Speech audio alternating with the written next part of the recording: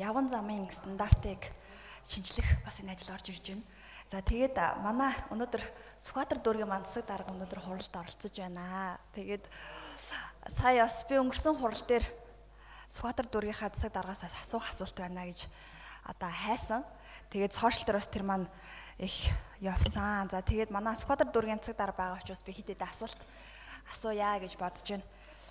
За Сүхбаатар дүүргийн хувьд явган замын стандарт нь бол алдагдсан дүүрэг гэж бол миний хувьд бол боддог.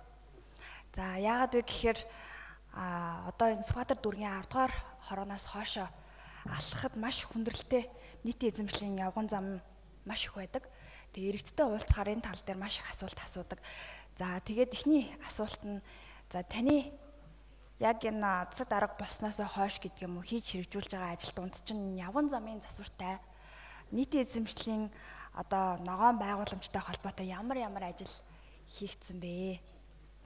За нэгдүгээрт нь, хоёрдугаарт нь за Сүхбаатар дүүрэг бол энэ Улаанбаатар хотын төсвийн томоохон хэсгийг бүрдүүлдэг, захиран зарцуулдаг одоо ийм дүүргээ. Тэгэхээр одоо манай Сүхбаатар дүүргийн засаг дарга бол том төсөв захиран зарцуулдаг гэсэн үг. За таны 2026 оны төсвийн гол чиглэл болсон хөрөнгө оруулалтууд одоо юу байх вэ? Дүүрэг орон нутагта ямар ажил гол чиглэл болгож онцолж хийх гэж байгаа вэ гэдэг асуултыг асууя. За ингээд би бас саяхан дүүргийнхаа иргэдтэй уулзсан, нийт 500 гаруй иргэдтэй бас уулзсан. За ингээд уулзалтын явцад нэг асуудлыг бас маш олон хороодын иргэд маань хандаж хэлж байсан. Тэр нь юу вэ гэхээр энэ Сүхбаатар дүүргийн хогны асуудал. За хотын нийтийн аж ахуй буюу одоо нэгсэндээ дүүрэг орон нутгийн нийтийн аж ахуйн асуудлыг дүүргийн засаг дарга маань одоо мэддэг. За дүүргийн тогтчлтын хувьд иргэдээс ирсэн гомдол, хогны менежментийн асуудлыг та яаж шийдэж байна? Ил задгаа маш олон хотын төвийн дүүрэг хэрнээ ил задгаа маш их хогтой байдгаа, энэ хог үнэртдэг гэдэг асуудлууд бол иргэдээс бас ирдэг. Тэгэхээр таны хогны менежментийн талаар авч хэрэгжүүлж байгаа ажил, баримталж байгаа бодлого байна уу?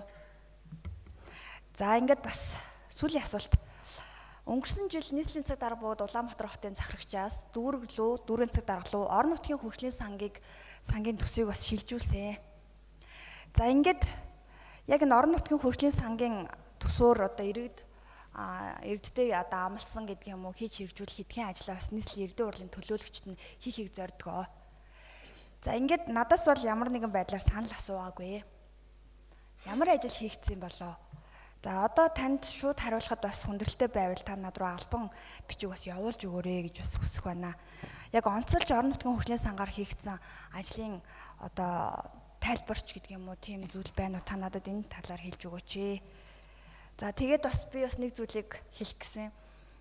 Бид нар бас нэгнийхээ санал шүүмжлийг хүлээж аваад хуралдаа идэвхтэй оролцоод ингээд ирж байгаад бол баяртай байна. Тэгээд Ардын намын Монгол улс, Арчилсан намын Монгол улс гэж байхгүй. Энд бид нар нэг л улс, нэг л хотод амьдарч байгаа. Тийм учраас бас санал шүүмжийг маань хүлээж авч хуралдаа оролцож байгаад бас баярлалаа гэж хэл. За түрүүн ханаа үжин төлөөлөгч манаас хэллээ. Өмнөх хурал дээр нийслэлийн төлөөлөгч нь чуулганы зар ирээгүй. Тийм болохоор бид нэр оролцож амжаагүй. За тэгээд түүнтэй холбоотойгоор бас орлогч нь ажил хийгээд засаг дарганы ажил хийдгүү гэдэг нэг юм асуудал ярьсан. За нийтдээ танаас бол 8 алтан бичиг ирсэн байдгийн. За үүний дагуу бид нар холбогдох хариутай 5 алтан бичигт нь засаг даргын холбогдох агентлагууд газрууд бичиг хариу хөргүүлсэн байгаа. За орлогч руу нэг л бичиг өтсөн байдг шүү. Тэгэхээр тэрэн дээр бас та тэрийг алтан гэрлээ чамаас яг нэг тодорхой асуулт асуугаад байна шүү дээ. За өнгөрсөн уралдаан дээр чамаас бусдад бүгд ирсэн. Чамаас бусдад зар аваад чи ганцхан аваагүй гэдэм үү? бүгд яг асуултанд нь хариул ханаа үжин гээ. Гэхдээ өнөөдрийн хэлцэх асуудал бол явган замтай холбоотой. Тийм учраас явган замтай холбоотой зүйл дээр нь асуултанд хариул. За яг үг хэлэх боломж олдохгүй байгаа болохоор би хэлж байгаа юм. За явган замтай холбоотой асуудал дээр 2026 оны төсвүүдээр Сүхбаатар дүүргийн төсөв 8 тэрбум төгрөг тавьсан байгаа. За өнөөдөр би зам хөгжлийн газраас явган замын зураг нь одоо дуусч чинь гэж байна. Нийтдээ 7.5 тэрбумын төгрөг төсөвтэй зураг нь одоо дуусч байна. За дуусаад ирэхээр Сүхбаатар дүүрэг зарлаад явна.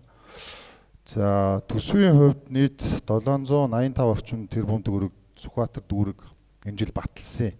За үүнээс 612.8 тэрбум төгрөгийг нийслэл төвлөрүүлэх юм. Яг баталж байгаа төсөв нь өндөр боловч За төвлөрүүлж байгаа төсөв маань өөрөө өндөр байгаа. Тэгэхээр дүүрэг төвлөрж байгаа төсөв маань бас тийм төдийлөн хангалттай болж биш байдаг. За хогны асуудлыг түрүү ярьлаа. За хогны менежментийн асуудал дээр за нийтдээ Сүхбаатар дүүрэг дээр хог тээвэрлэлт болон зам тээврийн талбай үйлчлэгч нийтдээ 400 гаруй хүн ажилтгийг. За үүнтэй холбоотойгоор бид нар судалгаа шинжилгээ хийгээд явж байгаа. Чингэлтэй болон сонгон хайрхан дүүрэг 70 хогийн савны төслүүдийг хэрэгжүүлээд явсандаа бид нар харж байгаа сүүлд сонгон хайрхан дээр хэрэгжүүлж байгаа 70 хогны савны тэр төсөл нэлээд гайгүй харагдаад байгаа. Тэгээ тэрийг хэрэгжүүлэхээр бид нар бас тодорхой хэмжээний төсвийг тавьсан явж байгаа. Одоо зураг нь батлагдахаар мөн адил зардлын юуг нь худалдаа авалтын зохион байгуулна. За орон нутгийн хөгжлийн сан дээр та түрүү ярьлаа. Саналыг бол төлөвлөлтийн хэлцээр дамжуулаад авсан бүх төлөөлөгч бүх нийслэлийн төлөөлөгч нарыг дамжуулж авсан байгаа. Одоо тантай бол холбогдсон л байх ёстой. За нодлон нийслэлийн засаг даргаас ирсэн чиглэлийн дагуу эмнэлэг сургууль цэцэрлэгтэй холбоотой ажлуудыг орон нутгийн хөгжлийн сан дээр явуулаарай гэсэн. За үүнтэй холбоотойгоор 5 ажлыг багц ажил болгоод зарласан. За компани шалгарахгүй явсаар хагаад оны сүүлд бид нар компанийг шалгаруулсан байгаа. За тэгээ одоо энэ гэрээ байгуулах ажил нь нийслэлийн хөрөнгө оруулалтын газар дээр хийгдээд явж байгаа. За одоо бол Төтийн стандартын газрын Төтийн стандарт хөгжлийн хэлтсийн дарга нь Нямдаа. За ер нь энэ явган замын хувьчилтын суурийн материалтай холбоотой 2002 оны үндэсний стандарт МНС стандарт байдаг. За мөн 2019 онд бас батлагдсан явган хүний зам талбайн төлөвлөлт техникийн шаардлага гэдэг хоёр төрлийн стандарт МНС байгаа. За энэ дээр яг явган хүний замын хувьчилтын асуудлын суурийн хувьчилтыг одоо илсээр хийн. За тэгээ хавтан хоорондын зайг одоо цементээр хийнэ гэсэн залт тусгасан байдаг. Тэгэхээр өнөөдөр оруулж ирж байгаа асуудал нь болохоор бас нөгөө шинэ төрлийн бас ийм материалын асуудал цаг үетэйгээ холбогдоод тусах шаардлагатай гэдэг байдлаар орж ирж байгаа юм байна. Тэгэхээр өмнө хоёр тусгасан стандарт дээр яг энэ хүн хоёр материалын асуудал тусгагддаг байдаг.